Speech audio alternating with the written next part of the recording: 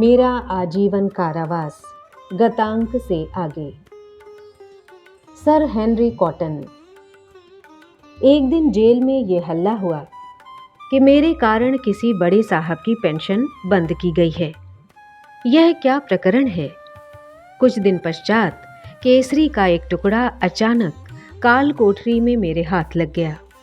उसके द्वारा इस वार्ता का तथ्य थोड़ा समझ में आया। लंदन में नूतन वर्ष के उपलक्ष्य में वहां के भारतीय लोगों द्वारा एक गोष्ठी आयोजित की गई थी। उस समय सभा की भित्ति पर मेरी एक बड़ी सी तस्वीर लगाई गई थी। गोष्ठी के प्रधान अतिथि सर हेनरी कॉटन जैसे जाने माने सज्जन ने मेरी तस्वीर को संबोधित करते हुए साहस, देशभक्ति की अत्युत्कटता आदि कुछ गणों की प्रशंसा की थी और इसके लिए खेद भी व्यक्त किया था कि ऐसे गुण संपन्न नवयुवक का जीवन मात्र 25 वर्ष की आयु में ही इस प्रकार नष्ट हो रहा है। उन्होंने ये आशा भी व्यक्त की कि कम से कम हेग का उच्चतम न्यायालय मत स्वतंत्रता के अधिकारों को न कुचलकर मुझे फ्रांस वापस भेजने का निर्णय करेगा। सर हेनरी साहब के इस भाषण से ही संपूर्ण अंग्रेजी समाज बौखला गया। सावरकर के लिए सहानुभूति का प्रदर्शन, भले ही वह निंदा गर्भित क्यों न हो, लेकिन थी तो सहानुभूति ही। किसी ने कहा, इस हेनरी कॉटन की सर के कॉटन शब्द के आधार पर सावरकर ने ये उत्कृष्ट व्यंग रचना की है। कॉटन माने कपास, सर की माने बिनौला, अर्थात कॉटन का बिनौला निकाल डालो। किसी ने कहा, उसकी पेंशन बंद करो। आखिर चाय की प्याली के इस तूफान के झोंके के साथ ही राष्ट्रीय सभा का सावरकर तथा उनके अनुगामियों के पथ से किसी प्रकार का संबंध तो दूर, रत्ती भर सहानुभूति भी नहीं है। केसरी के जिस टुकड़े में मैंने ये वृत्तांत पढ़ा था, उसी में केसरी वालों ने एक दो टिप्पणी लिखकर सर हेनरी साहब का बचाव करने का प्रयास किया था।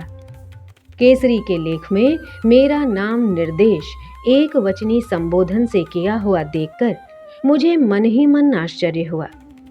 सर साहब, ये सावरकर कौन, काला या गोरा, ये भी नहीं जानते। ऐसा वाक्य सर हेनरी कॉटन के समर्थन में लिखा था।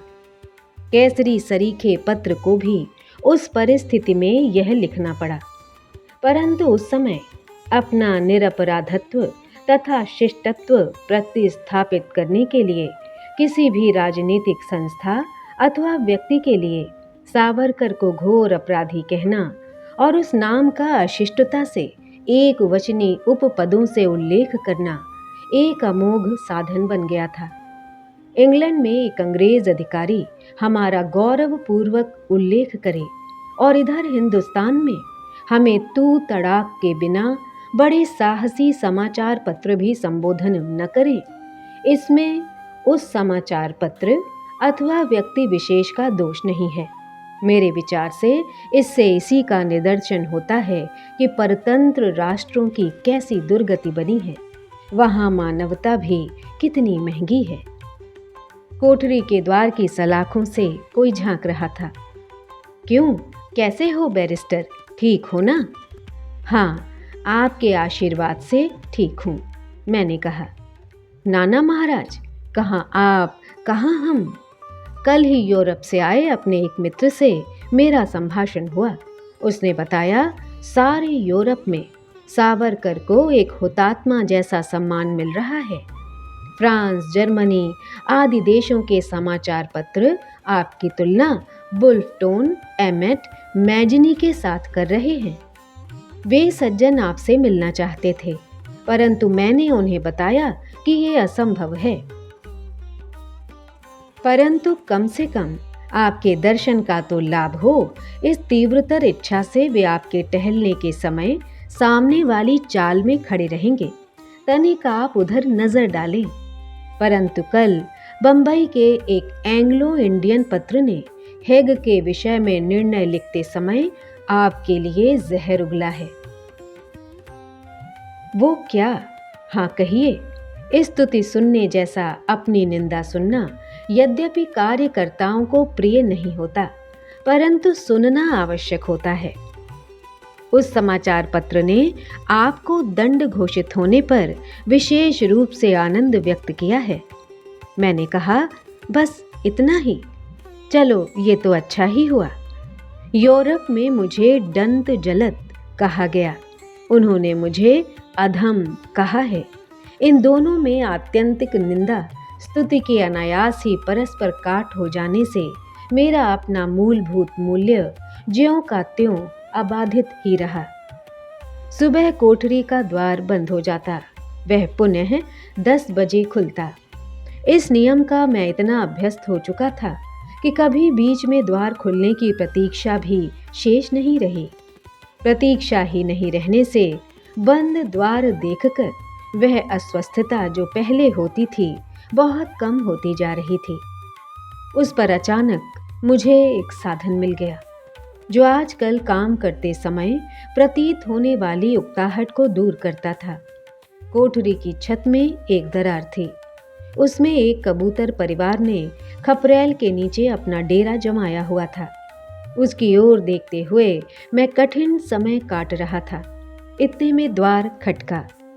असमय द्वार खटका था, स्पष्ट है अपने बंदी बने भाग्य में कुछ नई बात लिखी जाने वाली है।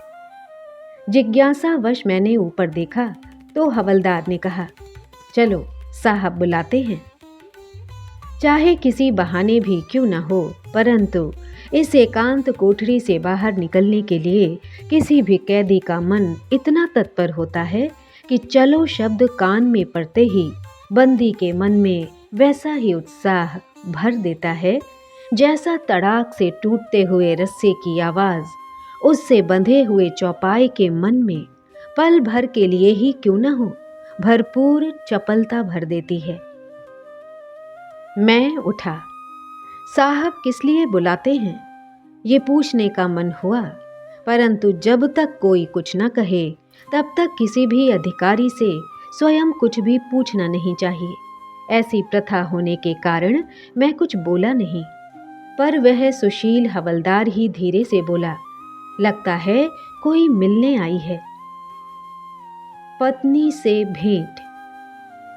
कार्यालय में आते ही मैंने देखा सलाखों की खिड़की के पास मेरे बड़े साले साहब खड़े हैं, साथ में मेरी धर्मपत्नी।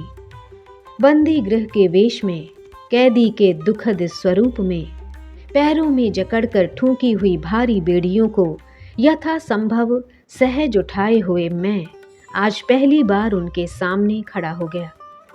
मेरे मन में धुकधुकी हो रही थी।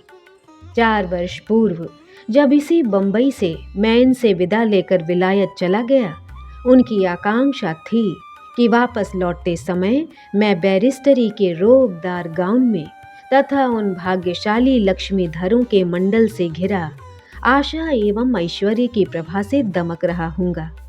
लेकिन आज मुझे इस तरह निस्सहाय निराशा की बेड़ियों में जकड़ा हुआ देखकर 19-20 वर्षीय उस बेचारी युवा रमणी पर कितनी ठेस लगी होगी।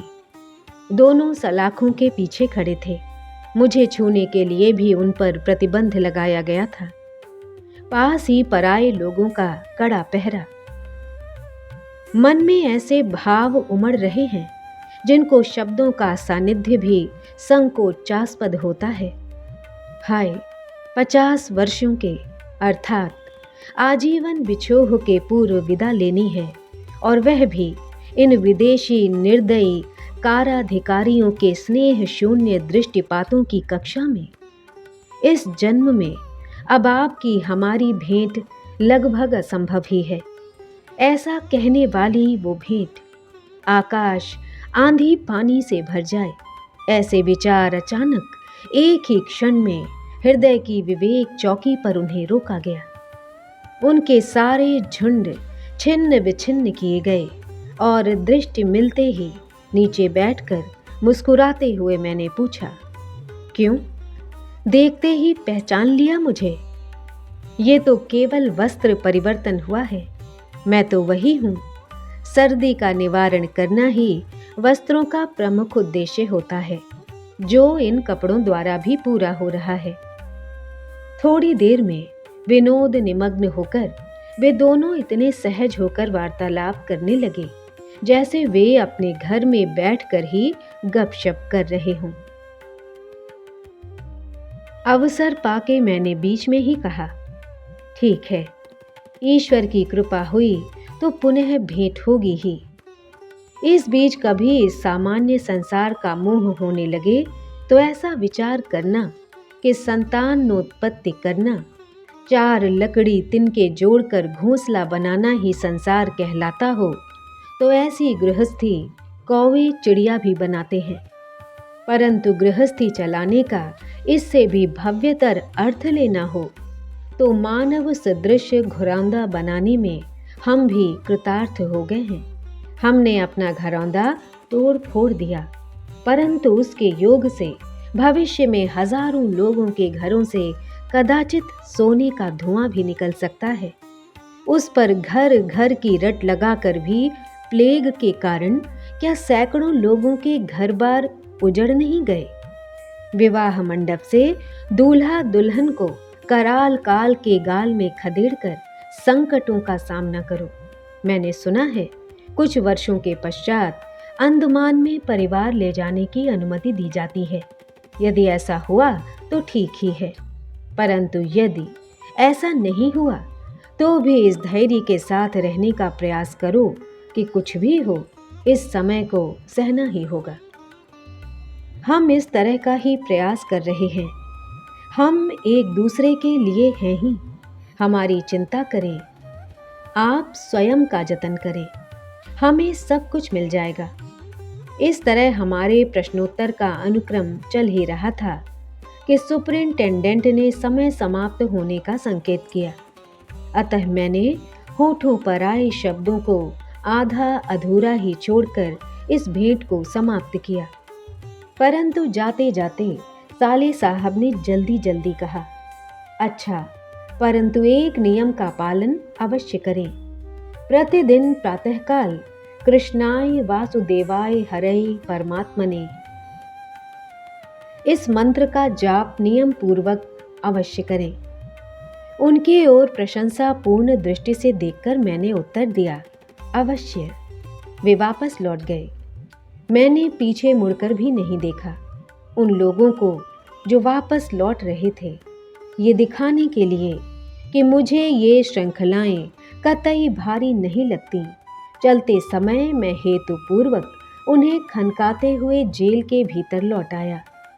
परंतु मेरा मन, अभी अभी मैंने उन्हें जिन शब्दों का उपदेश दिया था, उन्हीं का मन ही मन जोर से उच्चारण किया, मन को डांट पिलाई, और जिस तरह किसी बछड़े को खींच कर लाया जाता है, उसी तरह मन को खींचकर विवेक के खूंटे से बांध दिया। ऐसा प्रतीत हो रहा था मेरी संपूर्ण शक्ति निचुड़ गई है। कोठरी में बंद करके हवलदार के जाते ही निढाल होकर भूमि पर लेट गया। देखा तो ऊपर कबूतर के बच्चे अकेलेपन के दुखित स्वर में आक्रोश व्यक्त कर रहे हैं, तड़प रहे हैं। उनकी माँ सवेरे एक साहब की बंदूक का शिकार बन गई थी और बच्चे हमेशा की तरह वह चोंच में दाने लेकर कब आएगी, अब आएगी, तब आएगी, ऐसी राह देखते देखते निराश और भयभीत हो गए थे तथा वियोग की वेदना से फड़फड़ाते हुए आक्रोश व्यक्त कर रहे थे। हाय हाय, मेरे विछोह की वेदनाओं का यथा संभव जितना चित्रण हो सके उतना करुण दारुण बनाने के लिए ही किसी दुष्ट चितेरे ने जानबूझकर कबूतर के बच्चों के शोक की इस पृष्ठभूमि का चयन किया है। ये तनाव मन के लिए असह्य था। भूमि पर लेटे लेटे ही आंख लग गई।